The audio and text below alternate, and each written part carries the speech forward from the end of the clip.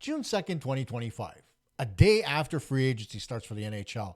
And I got to thinking, why was free agent frenzy so dull? People were worried about tampering. Teams weren't being overly aggressive. Sure, there were a couple of trades beforehand to get rights to players and such. But why wasn't that much movement happening on day one of free agency? Why was everybody so apprehensive? I did a little bit of digging. And you know what? The information I found out might shock you a little bit, or it might not surprise you at all. Time to drop the puck on Montreal Hockey Talk.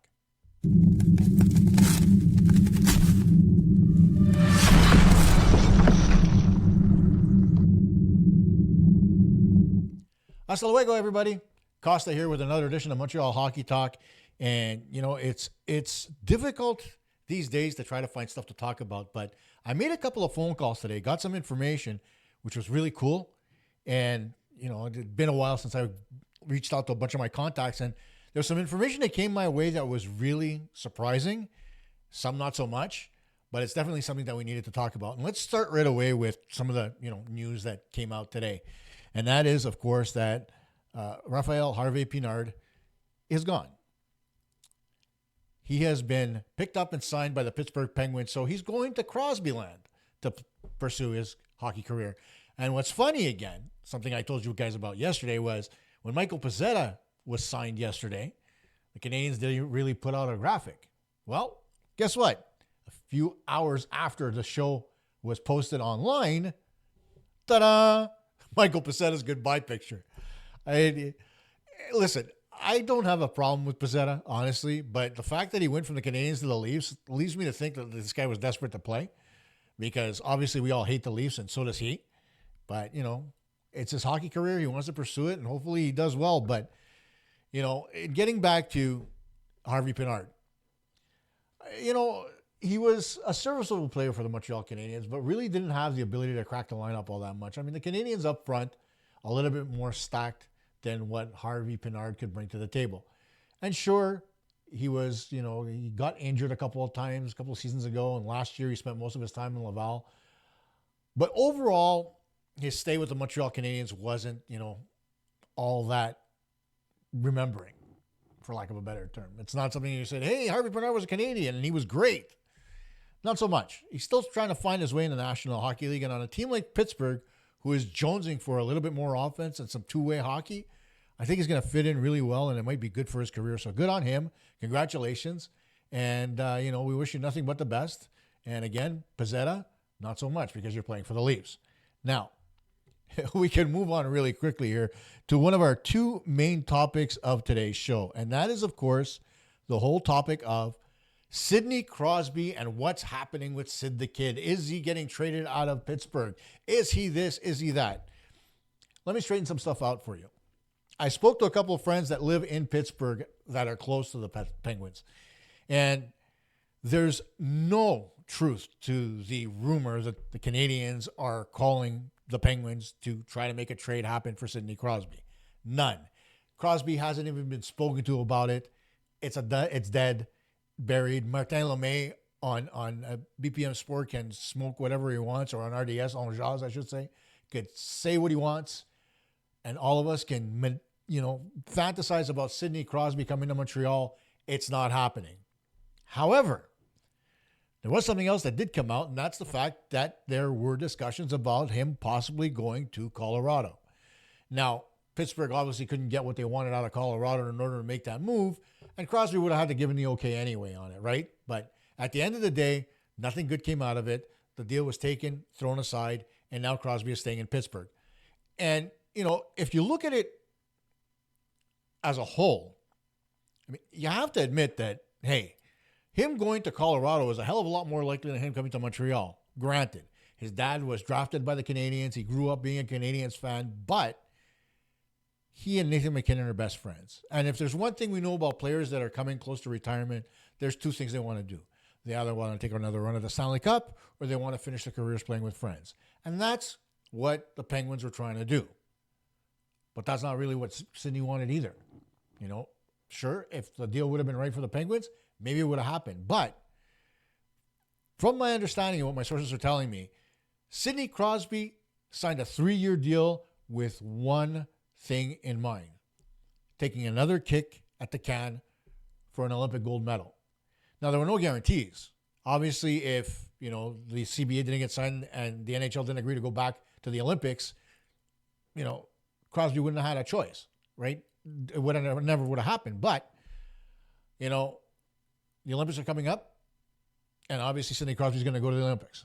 So he's going to get his wish. He's going to get another shot at winning a gold medal. There's no guarantees, of course, winning a gold medal because Team USA is extremely good, and we'll see whether or not, some of the other teams play as well. Sweden is always a perennial favorite. Finland is no slouch. There are a lot of teams out there. Switzerland is an up-and-coming hockey nation. So Canada has to really put its best foot forward to try to win a gold medal, especially the fact that Sidney's going out. It's going to probably be his last Olympics, so let's see what happens. But at the end of the day, the most important part through all of this is that Sidney Crosby is not going anywhere, and he was never, ever going to come to Montreal. Let's get that through our heads, okay? I don't care if the other guy works for one of the major networks in Quebec.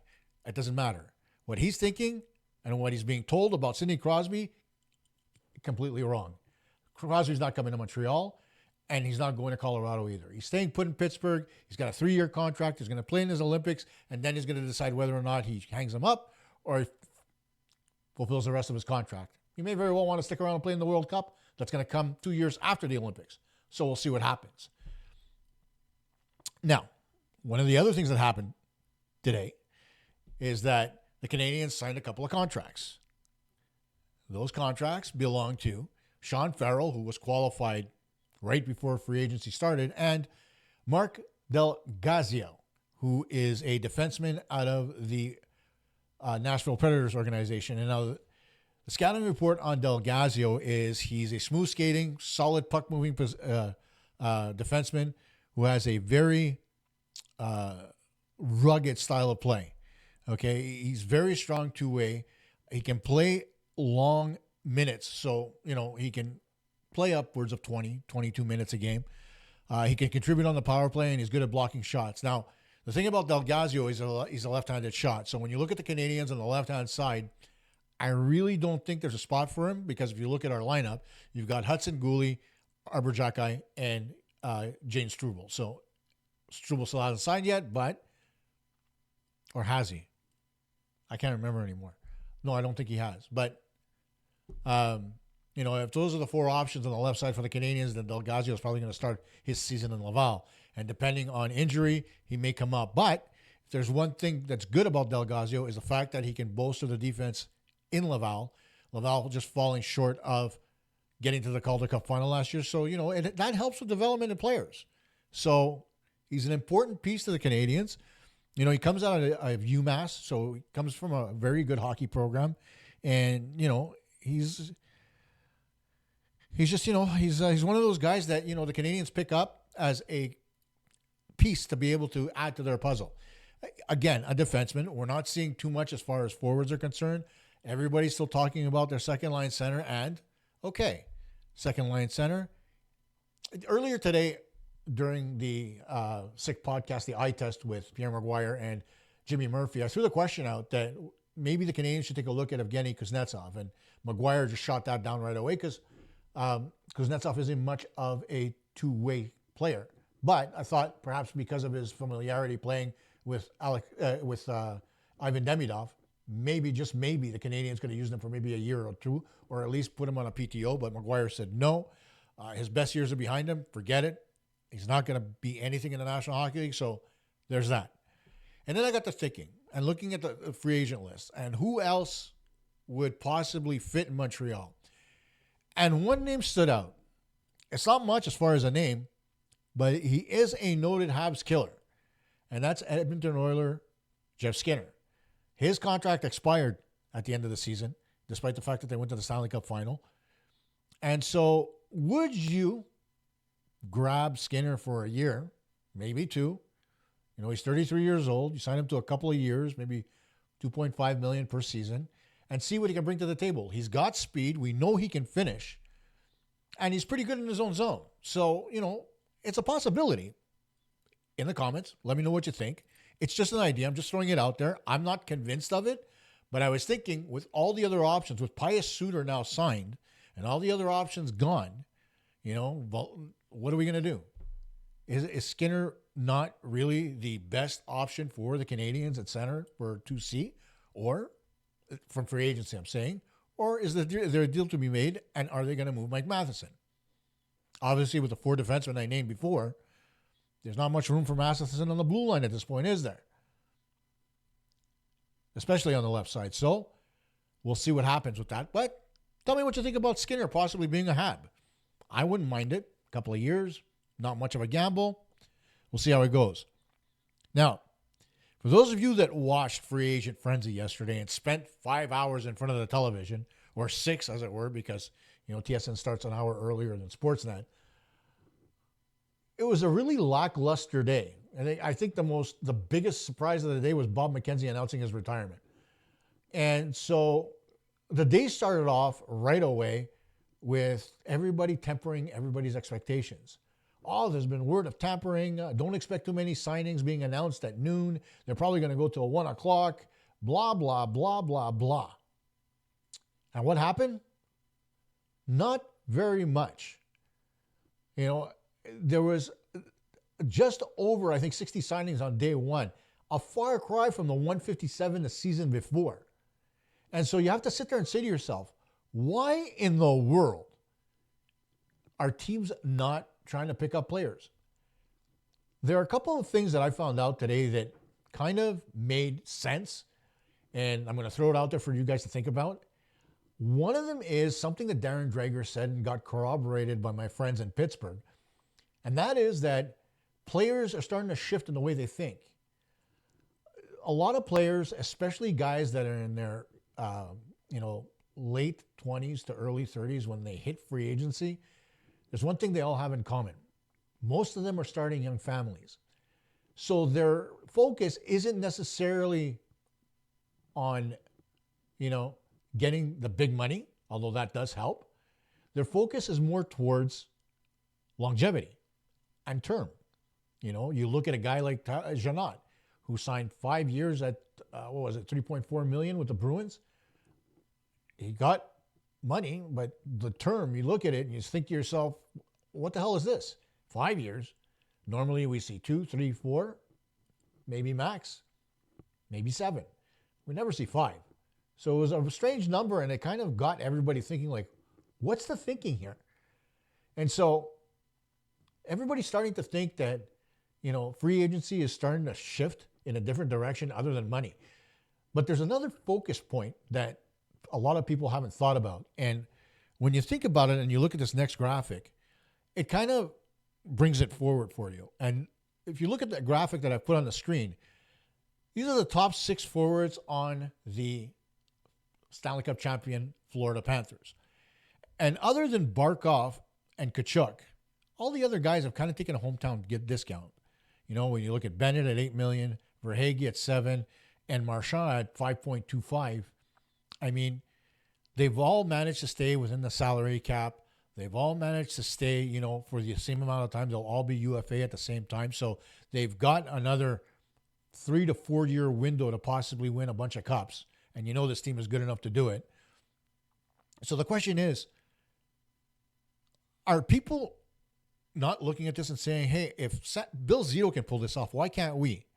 Well, here's the thing. 31 general managers in the National Hockey League are kind of pissed off at Bill Zito because of what he did with Brad Marchand's contract. To get him in at a number under the cap and keep him for the same amount of time as his other 5 stars. So you're looking at the top 6 forwards of the Florida Panthers for the next 4 years.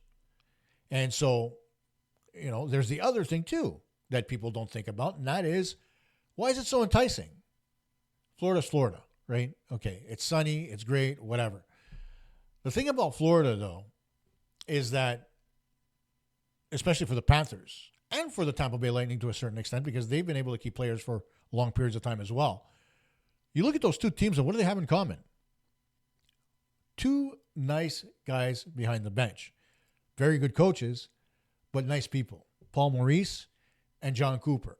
Sure, you watch videos of Maurice losing his mind and cursing behind the bench and trying to, get his guys going. But by and large, if you take a look at both of them, I mean, what coach doesn't want to be in the handshake line because he thinks the handshake line is for his players?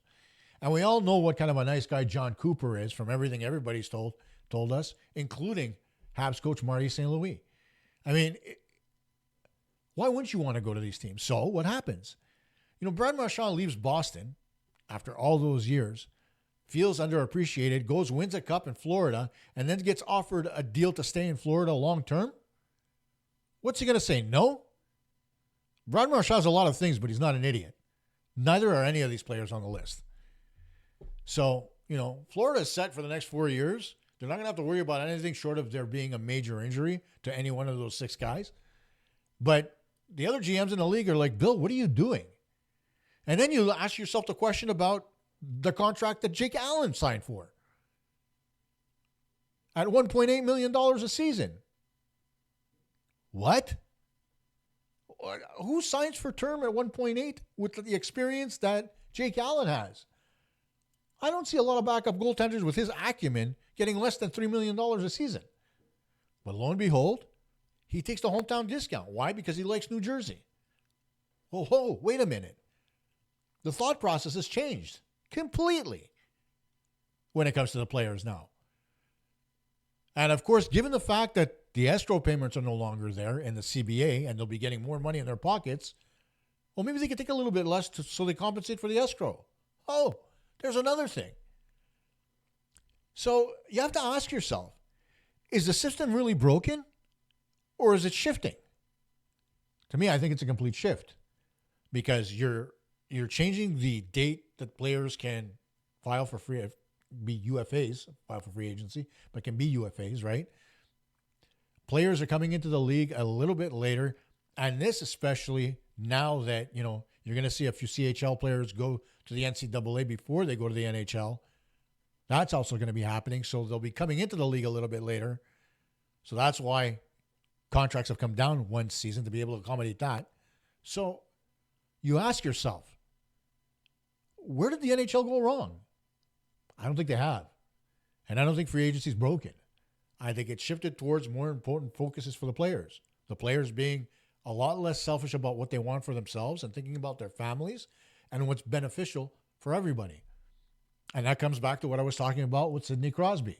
Why is Sidney Crosby going to up and leave Pittsburgh for 2 years, or 3 rather, just to go out and play with Nathan MacKinnon or to play for his childhood team?